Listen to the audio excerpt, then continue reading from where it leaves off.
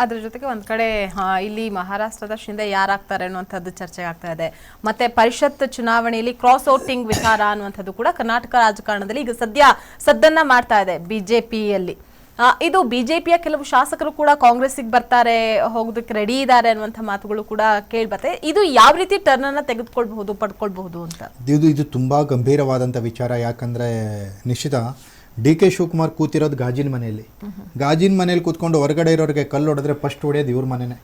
ಯಾಕಂದರೆ ಇವರಿದನ್ನ ರಾಜಕೀಯ ತಂತ್ರ ಅಂತ ಅನ್ಕೋಬೋದು. ಯಾರು ಡಿ.ಕೆ. ಶಿವಕುಮಾರ್, ನಾನು ತಂತ್ರವನ್ನು ಉಪಯೋಗಿಸಿ BJPಯ 4 ಜನ ಶಾಸಕರ ಓಟನ್ನು ನಾನು ಹಾಕಿಸ್ಕೊಂಡೆ ಅಂತ.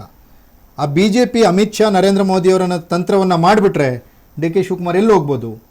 ಹಲವಾರು ಕೇಸ್ಗಳನ್ನು ಎದುರಿಸ್ತಾ ಇದ್ದಾರೆ, ಹಲವಾರು ಸಮಸ್ಯೆಗಳಲ್ಲಿದ್ದಾರೆ ಡಿ.ಕೆ. ಶಿವಕುಮಾರ್, ಹಲವಾರು ಆರೋಪಗಳು ಡಿ.ಕೆ. ಶಿವಕುಮಾರ್ ಅವರ ಮೇಲಿವೆ.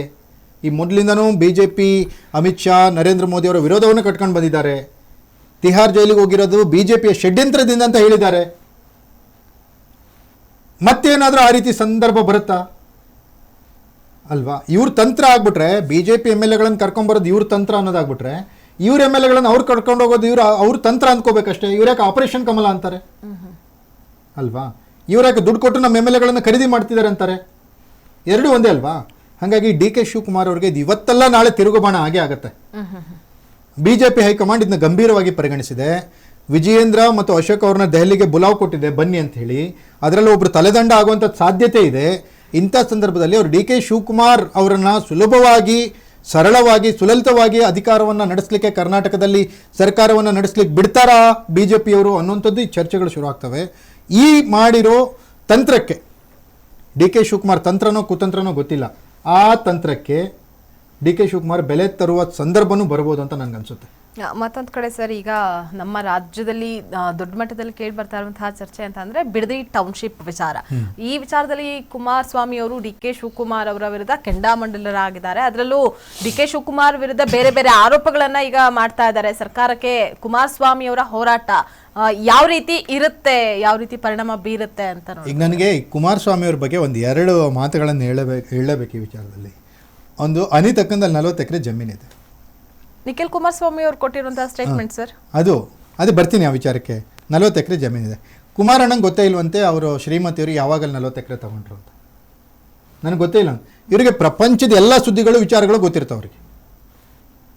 ಓಕೆ, ಅಮೇರಿಕಾದಲ್ಲಿ ಏನಾಯಿತು, ಡೊನಾಲ್ಡ್ ಟ್ರಂಪ್ ಏನಂದ್ರು, ನರೇಂದ್ರ ಮೋದಿ ಏನು ಹೇಳಿದ್ರು, ಅವರು ಎಲ್ಲ ವಿಚಾರಗಳು ಗೊತ್ತಿರ್ತವೆ.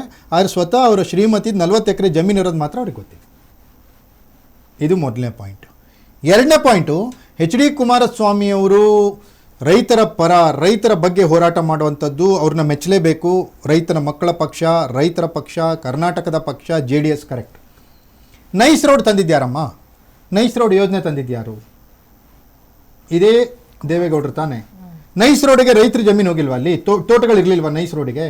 ನೈಸ್ ರೋಡ್ ಆದರೆ ಓಕೆ, ಟೌನ್ಶಿಪ್ ಆದರೆ ಬೇಡ.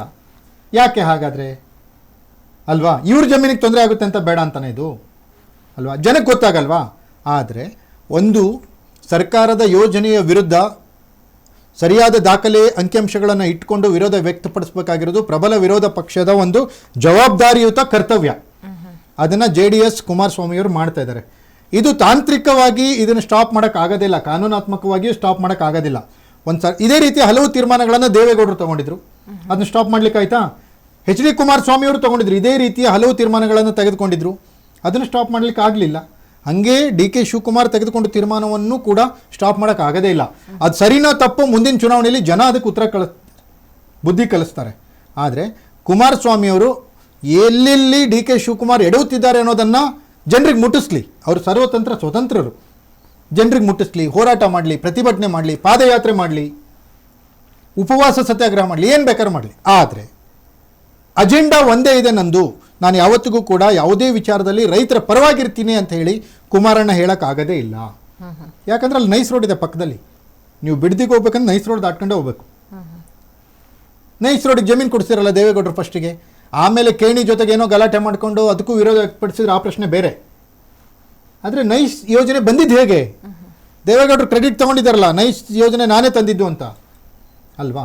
ಆ ನೈಸ್ ರೋಡ್ ದಾಟ್ಕೊಂಡು ನಾವು ಬಿಡದಿಗೆ ಹೋಗೋ ಟೈಮಲ್ಲಿ ನೈಸ್ ರೋಡ್ ಮಾಡಿದ್ದು ಸರಿ, ಬಿಡದಿ ಟೌನ್ಶಿಪ್ ಮಾಡಿದ್ದು ತಪ್ಪು ಅಂತ ಕುಮಾರಣ್ಣ ಹೇಳೋಕ್ಕೆ ಆಗಲ್ಲ. ಇಷ್ಟರ ಮಟ್ಟಿಗೆ ಅಲ್ಲಿ ಡಿ ಕೆ ಶಿವಕುಮಾರ್ ವರ್ಸಸ್ ಕುಮಾರಣ್ಣ ಅಂತದ್ದು ಇದ್ದಿದ್ದೆ, ಅವರಿಬ್ಬರದು ಒಕ್ಕಲಿಗರ ಕೋಟೆಯ ಹಿಡಿತಕ್ಕಾಗಿ ನಡೆಯುತ್ತಾ ಇರುವಂಥ ಹೋರಾಟ. ಈಗ ಡಿ ಕೆ ಶಿವಕುಮಾರ್ ಅವ್ರಿಗೆ ಏನಂದ್ರೆ 2028 ಮೇಲೆ ಕಣ್ಣಿಟ್ಟಿದ್ದಾರೆ. 2028ಕ್ಕೆ ನಾನು ಚೀಫ್ ಮಿನಿಸ್ಟರ್ ಆಗಬೇಕು ಅಂದರೆ ಅವರು ಎಲ್ಲಿ ಹೆಚ್ಚಿಗೆ ಸ್ಥಾನಗಳನ್ನು ಗೆಲ್ಲಬೇಕು? ಒಕ್ಕಲಿಗರ ಕೋಟೆಯಲ್ಲಿ. ಯಾಕಂದ್ರೆ ಅವರು ಒಕ್ಕಲಿಗರ ನಾಯಕರು ಅಲ್ವಾ? ಈ ಒಕ್ಕಲಿಗರ ಸೀಟ್ಗಳನ್ನು ಗೆಲ್ಲಿಲ್ಲ ಅಂತ ಬೇರೆ ಕಡೆ ಹೋಗಿ ಹೇಳಿದ್ರೆ, ಹೋಗಯ್ಯ ಫಸ್ಟ್ ನಿಮ್ದು ಗೆಲ್ಸ್ಕೊಳ್ಳಿ ಆಮೇಲೆ ಇಲ್ಲಿ ಬನ್ನಿ ಅಂತ ಹೇಳ್ತಾರೆ ಬೇರೆ ಲೀಡರ್ಸ್. ಒಕ್ಕಲಿಗರ ನಾಯಕರು ಇರುವಂಥ ಸೀಟ್ಗಳನ್ನು ಗೆಲ್ಲಬೇಕು ಅಂದರೆ ಇಲ್ಲಿ ಯಾರಿದ್ದಾರೆ? ಈಗ ಅಲ್ಲಿ ದೇವೇಗೌಡರು ಕುಮಾರಸ್ವಾಮಿನೇ ಇರೋದು. ಹಾಗಾಗಿ ಇವ್ರು ಯಾರ ಕೋಟೆ ಕೈ ಹಾಕಬೇಕು? ದೇವೇಗೌಡರ ಕೋಟೆಗೆ ಕೈ ಹಾಕಬೇಕಾಗಿರೋದು. ಹಾಗಾಗಿ ಅದು ಅವ್ರದ್ದು ಅಸ್ತಿತ್ವದ ಪ್ರಶ್ನೆ.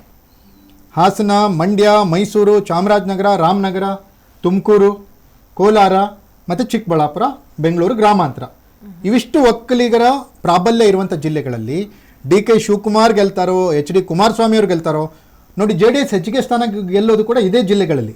ಬೇರೆ ಜಿಲ್ಲೆಗಳ ಹತ್ರ ಹೋಗೋಕ್ಕಾಗಲ್ಲ, ಯಾಕಂದ್ರೆ ಅಲ್ಲಿ ಗೌಡ್ರು ಇಲ್ಲ. JDS ಒಂಥರ ಗೌಡ್ರು ಜಾಸ್ತಿ ಎಲ್ಲಿರ್ತಾರೆ ಅಲ್ಲಿ ಗೆದ್ದು ಬರುತ್ತೆ. ಈಗ ಗೌಡ್ರ ಕೋಟೆಗೆ ಕೈ ಹಾಕ್ಲಿಕ್ಕೆ ಡಿ ಕೆ ಶಿವಕುಮಾರ್ ಮತ್ತೆ ಪ್ಲಾನ್ ಮಾಡೋದು. ಇದೊಂದು ರೀತಿ ಗೌಡ್ರ ಗದ್ದಲ ಇದು. ಈ ಗೌಡ್ರ ಗದ್ದಲದಲ್ಲಿ ಯಾರು ಗೆಲ್ತಾರೆ, ಯಾರು ಸೋಲ್ತಾರೆ, 2028ಕ್ಕೆ ಯಾವ ರೀತಿ ಅಖಾಡ ರೆಡಿ ಮಾಡ್ಕೋತಾರೆ ಅನ್ನೋದು ಇನ್ನು ಮುಂದೆ ಗೊತ್ತಾಗಬೇಕು.